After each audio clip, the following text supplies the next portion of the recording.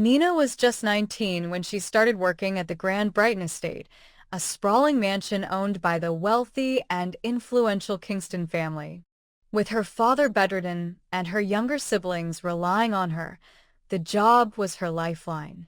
She was hired as a maid, tasked with cleaning the mansion's endless rooms and catering to the whims of its entitled residents. The Kingstons were not kind. Mrs. Kingston, a sharp-tongued woman with a talent for humiliation, delighted in pointing out Nina's mistakes. Her daughter, Clara, treated Nina as if she were invisible, barking orders and blaming her for every mishap. Even the staff followed suit, mocking her modest clothes and humble origins. One evening, as Nina scrubbed the marble floors of the grand hall, Clara tripped over her cleaning bucket. Though it was her own carelessness, Clara's piercing screams summoned her parents. "You clumsy fool!" Mrs. Kingston yelled, her voice echoing through the hall.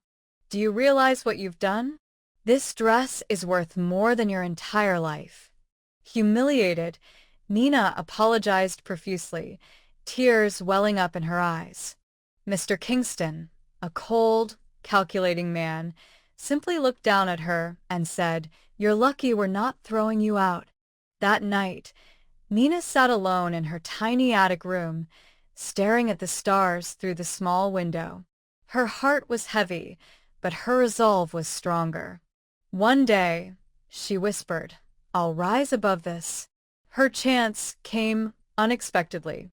While cleaning Mr. Kingston's study, Nina stumbled upon an old ledger. It contained evidence of illegal business dealings, fraud, and bribery. She didn't understand the full extent of it, but she knew it was important. Fearing discovery, Nina carefully wrote down the details and hid them in a notebook. She wasn't sure what she'd do with the information yet, but she felt a glimmer of power, something she'd never had before. As the weeks passed, the Kingstons' mistreatment escalated. Nina's resolve to escape and build a better life grew stronger. She secretly took on extra work, saved every penny, and began dreaming of a future far away from Brighton Estate. Little did the Kingstons know, the quiet, bullied maid they dismissed so easily was already laying the groundwork for her rise. Nina left the Brighton Estate 2 years later, having saved enough to support her family and start a new chapter. The day she walked out, carrying her worn suitcase, Mrs. Kingston sneered. "You'll come crawling back," she said. "Girls like you don't make it far." But Nina didn't look back. In the city, she juggled multiple jobs while attending night school. Every challenge only fueled her determination.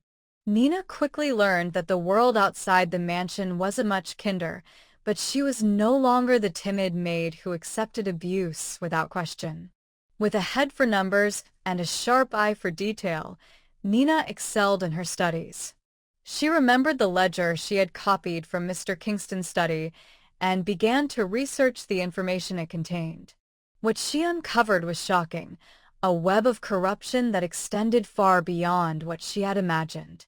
Instead of seeking revenge right away, Nina decided to bide her time. She connected with lawyers, journalists, and financial experts. Through hard work and persistence, she started a small financial consulting firm, helping people navigate tricky legal and financial situations. Her reputation for exposing fraud grew, and with it her wealth. Meanwhile, the Kingston family's fortune began to crumble. Nina learned through whispers in the business world that Mr. Kingston's shady dealings were catching up to him. Key investors pulled out, and their once thriving empire was now teetering on the brink of collapse. One day, Nina was approached by an older man, Mr. Chambers, who had been swindled by Mr. Kingston years ago. He wanted help reclaiming his lost assets. Nina agreed, using her knowledge of the Kingston estate's finances to build a solid case. When the case went public, it sent shockwaves through the business world.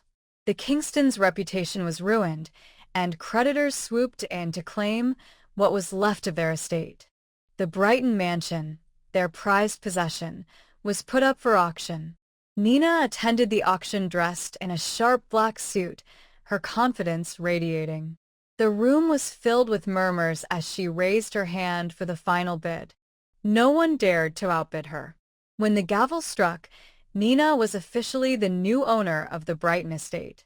She walked out of the auction house with her head held high, the keys to her past in her hands. The Kingstons had no idea who had purchased their home. Broke and desperate, they pleaded for leniency with a new owner, hoping for a chance to stay in the servants' quarters. Nina made her decision. She would confront them on her own terms. The Kingston family, now destitute, arrived at Brighton Estate's front gates the following week. They had no idea who owned the mansion now, but clung to the hope that the new owner would be merciful. The once proud Mrs. Kingston was pale and humbled, her designer clothes replaced with modest garments. Clara, who had spent her life reveling in luxury, looked lost, clutching a small suitcase. Mr. Kingston, the once dominant head of the household, stood silently, his eyes darting nervously. The gates opened, and they were escorted into the grand hall, where everything was eerily familiar yet carried a new, vibrant energy. Gone were the cold, unwelcoming vibes of the house under their rule. As they waited, Nina descended the grand staircase, wearing a stunning dress that exuded power and elegance. Her head was high, her posture commanding. The Kingstons gasped in disbelief. Mrs. Kingston was the first to speak, her voice trembling. What are you doing here? I own this house now, Nina said with calm authority, her voice echoing through the hall. Clara's face turned red. You're lying. This can't be true. Oh, it's true, Nina replied, her tone unshakable. The same maid you bullied, mocked, and dismissed is now the owner of Brighton Estate. Funny how life works, isn't it? Mrs. Kingston's knees buckled, and she grabbed a chair for support. Mr. Kingston, for once, had nothing to say. I came here today hoping you might have learned something, Nina continued. But I see the same entitlement in your eyes. You never cared about anyone but yourselves, and now you're paying the price for it. What do you want from us? Mr. Kingston finally managed to ask, his voice barely a whisper. Nina took a moment before answering.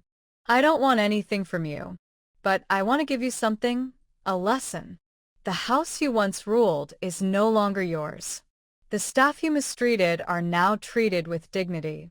And me? I've built the life you can only dream of. She paused, her gaze piercing. You'll have one night to gather your belongings from the servants' quarters. After that, I expect you to leave. Permanently. Mrs. Kingston tried to plead. Nina, we were wrong. Please, give us another chance. But Nina's resolve didn't waver. You had chances. You chose cruelty. Now you'll face the consequences. The next morning, the Kingstons left Brighton Estate, their heads bowed and their pride shattered. Nina stood on the balcony, watching them disappear down the driveway. For the first time in years, she felt truly free. The mansion that had once been a prison was now her sanctuary, a testament to her strength and resilience. As she walked through the halls, she smiled. She had reclaimed her power, not just for herself, but for every person who had ever been silenced or underestimated. Nina wasn't just the owner of the mansion. She was the master of her destiny.